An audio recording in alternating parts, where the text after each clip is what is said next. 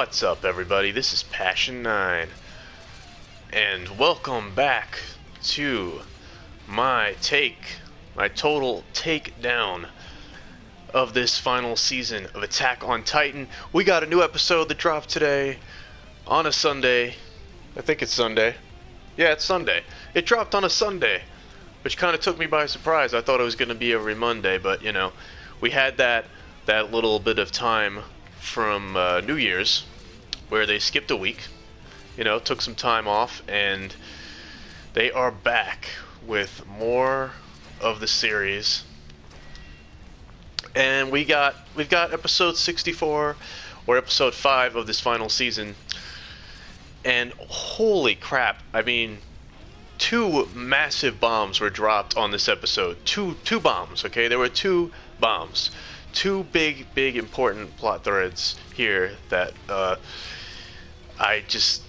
left me completely speechless, like, at how awesome this episode, man. Oh, I just had to freaking pound my freaking praise into the air with this episode. The pure tension in this episode, you could cut it with a freaking knife. It was so thick. Blown away. We finally get Eren Yeager's reveal. You know, it was getting pretty obvious. Obviously, you know, you just knew it had to be him. I think everybody knew that had to be Eren, regardless of what you might have seen through osmosis in the weeks leading up to this. You know, through the manga, whether you peeked at the manga or just peeked at some art, whatever the case, I think most of us knew either way. That was Eren frickin' Yeager. And now we have official confirmation, because this episode, this dude Eren just lays it all out. He just lays it on the line. Just lays it all out to frickin' Reiner of all people. Reiner, he just says it all. Tells him everything. It's like, I'm here. Don't mind how I got here. Don't mind, you know, how creepy and like disturbing it may be to you, buddy. I'm here, and he lets him down into this quiet little basement to have a talk, because of course with Eren it's got to be a basement. It's always a basement with this guy. And you know, he looks all shady, he looks all mysterious. He's got that missing leg, and his face is all bandaged up, and at first you're like, who is this dude? You know, is this really Eren? Wouldn't he have healed it up by now if it was really Eren Yeager? And boy, surely enough, he can apparently control when to regenerate. So either he's just mastered his Titan powers to that degree, or maybe it's implied this is something you could always do. I don't know, but don't matter. It's cool either way. And Reiner is just horrified. He's just horrified at this dude just breaking it out to him, breaking the whole thing down. That, you know, he's here now, he's in Marley, and he's gonna wreck shit up. And I love how just kind of terrifying a scene it actually is. You're looking at it from Reiner's point of view, from his perspective. And it's really kind of frightening, because you can tell that Yeager doesn't give a crap. Eren just doesn't give a crap. He's not afraid. He's not shooken in any way by, you know, seeing Reiner again. He's obviously in a position where everything's been planned out, and he's got a lot under his sleeve. You can just see it, you know. He's so calm. And the whole time he's down there, him, Reiner, and Falco, they're down there, and he's just like, yeah, those letters I had you send out, you know, they went to my comrades. He just lays it out. All on the table for Reiner to see. And I knew it. I knew that was what was going on with those letters. Probably going to Mikasa and the rest of them. So we get all that. And then he describes to people like, yes, this is going to be a war. Like, you remember when you broke our wall, when you came to Shiganshina, you broke the wall, and You know, I had to see my mother get eaten alive. You remember that, Reiner? You remember those times? Just the creepiest thing. It's like the creepiest drop for this character at that time. And it's harrowing. It's a harrowing moment because it's like, yeah, he's like, remember that? Remember you guys, you thought we were devils. You were, it's not your fault. You were raised that way. You came here and you just wrecked shit. You wrecked our home, and you know, thanks to you, my mother was killed. All of that is just laid out, and he's just like, well, now, you know, that this is what I'm here to do too. I'm a bad guy, you know? I might just end the world, who knows? It just laying it all out like with the coolest demeanor, the calmest, coolest demeanor. And Reiner's just like mortified. He's just like, dude, listen, man. That's just the way it was, man. I didn't want to do this shit, but you know, it was like, oh, not even. Better yet, he tells him he tried to keep going. That Annie and Berthold and them were the ones that wanted to turn back when they were kids. And it was actually like Reiner, he just admits it, like, I'm the one, you know, that kept pushing everybody to get to the wall and to attack your hometown, and all of that is just laid out right there, and he's crying and he's like distraught over this because he knows the situation he's in. He knows that it's too late, you know. Eren has invaded, the whole scout regiment is probably invaded, you know, lying low incognito in Marley, in his territory. And oh man, I was hoping it would go in this direction as soon as you know, we forgot that first tip-off with Jean and the paper in that first episode. I was like, yep, I knew it was going to be something like this, where all the scouts are laying low and they're just hiding within Marley territory. And it's so satisfying when he's just like laying it out like that. He regenerates, we see him get his limb back and everything, and it's like, oh, he had this plan from the get-go. Like, this was all planned. This was all just like something that was like months in advance. So it's pretty awesome. But then on top of that, while that's going on, you know, we in the previous episode learned about the Tybur family, which are apparently like an elite family of Eldians that were given kind of like carte blanche to be just in a higher status of station than the other Eldians that were in the internment zone. So it's fascinating what we get from this guy, this main dude representing the Tybur family, blonde, long-haired dude, because I don't quite remember his name yet. He's a new character. It's going to take a while. But he's laying down all this like Marley history with the Titan War and everything. And this is another bomb that we get dropped here that, I mean, of course, the previous seasons have already hinted at this, but that King Fritz was the one that actually ended the Titan War. That he was the one that helped Marley defeat the Titans so that they could end the war. And as part of the deal, they would fabricate a story where it was actually a human that ended, you know, it was a Marleyan that ended the war. It drove back the Titans to that island.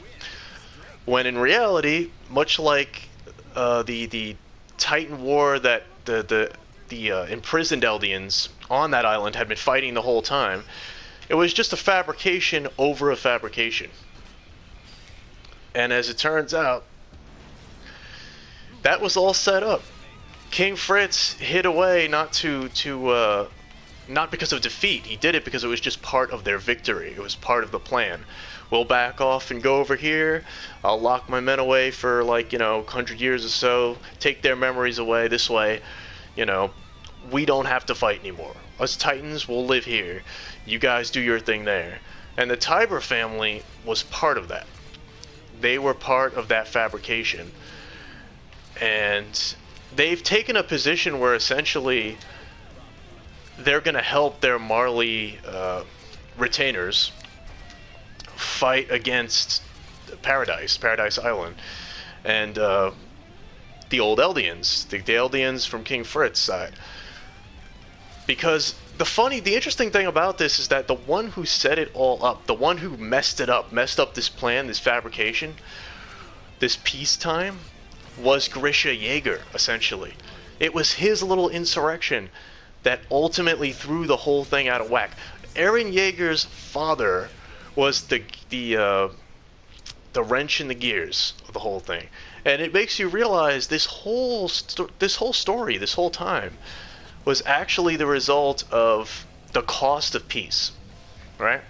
It was like peacetime came with a cost because people had to sort of live under certain conditions. They had to be sort of kept down in order for everyone to have their peace. But another part of it is that for Grisha, especially for Grisha Yeager, him losing his sister and just not letting that go, not letting the pain of that go, he teamed up with these other Eldians so that, you know, it wasn't just the Tiber family or the Fritz family that gets to have that peace anymore. They want to upset that order so that they can get their revenge, because many other groups and families have been put into sort of a stranglehold by all this.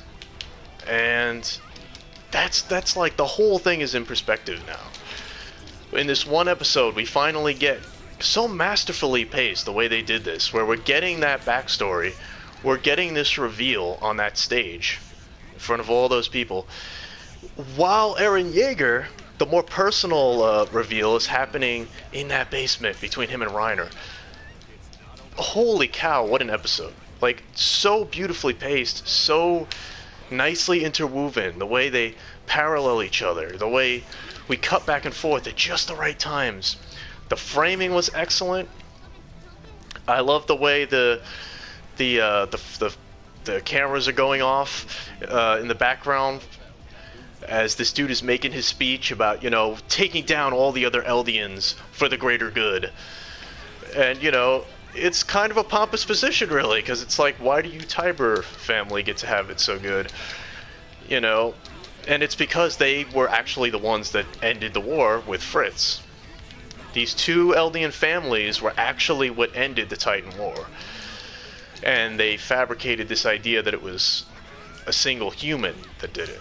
You know, they made up a legendary human warrior for the sake of history. You know, for the sake of, well, this won't be something that the devil race has succeeded in. This will be the humans, the Marleyans, you know. And he finally reveals that to everybody, to all the Marleyans, to be like, hey, look, I'm done with this secret. Let's just tell the truth. But we still want the Eldians that are violent, the ones that upset our peace and order. We're going to take care of them regardless. We're still on Team Marley. So you have that going on. And then Eren Yeager just you know, tightening the screw there, just twisting the knife in Reiner's conscience. And it's amazing. It's just so good. I love this episode. It all the payoff from like the last, and I knew it was coming. I knew something good had to be on the way, because the last 3 episodes were just 100% build-up. You know, we had that first episode that introduced us to the child soldiers, to what's his name, Zeke and Reiner, and where they were at this point, ending another war. And we finally get the payoff to all this build-up that's been going on for the last several weeks. And it ends with Eren going into Titan form. He's just like finally just throwing it down right there. And it's a horrifying moment. It's so beautifully done. We see him just light up. We see Reiner just running for his life at that moment, and he just bursts right through the building and is about to swallow who I assume is the head of the Tiber family, but you know, we'll learn more about that in time, I'm sure. And now we're finally we get the preview where we're going to learn who this Warhammer Titan is.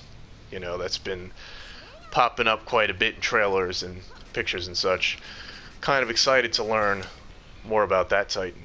But holy cow, what a great setup for the next episode, and what a great episode on its own. Like, this is like Hitchcockian shit here, man. The level of suspense, the level of just gravitas to that moment is fan-freaking-tastic.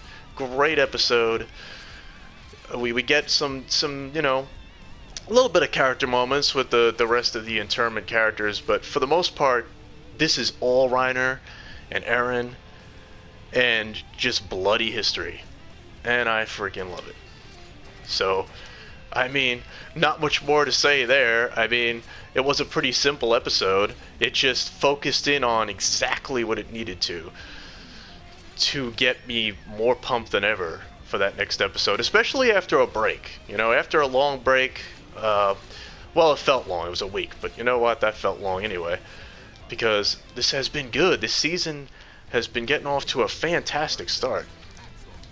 And part of me is still hoping, you know, given the amount of content that they're going to have to get through adapting the manga, I'm still hoping that we get a part 2, that it's not just, you know, the 16 episodes that we know about.